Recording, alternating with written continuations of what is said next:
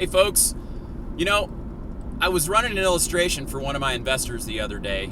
They walked away from a deal over about $1,000 in asking price. Now they were a long-term, what they call buy and hold investor, meaning they were going to buy the property and they were going to rent it out, in their words, for 30 plus years.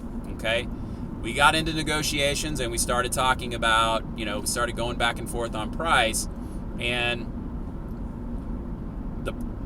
we basically, the deal blew up over $1,000 difference in price. Okay, now the buyer's logic was, well, the home is new on the market, we'll just wait a little while and we'll take we'll make our offer again, after they've sat on the market and haven't sold for a while. My response was, hey, you got rates right now 4.5%, and this is not now, and I'm not quoting you rates, but they had a rate around 4.5% on this property, and I said, you probably want to take advantage of the rate. They decided not to. A couple weeks later, rates were 5%, which meant same price, around $200,000, same loan amount anyways, around $200,000, was now going to be $60 more a month. That would obviously eat into their cash flow.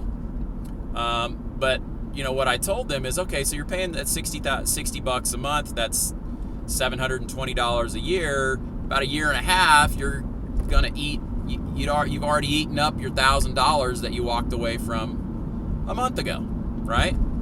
So I started looking at the math again. And I thought, okay, so at 4.5%, their payment was whatever, and at 5%, their payment was about $60 more.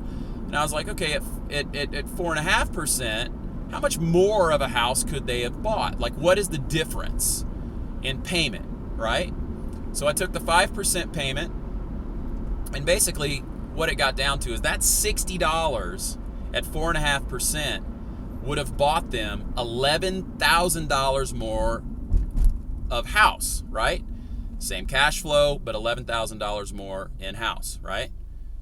Not that big of a deal, right? Maybe not. But it's a very interesting thing to keep in mind about, taking advantage of rates while they're low.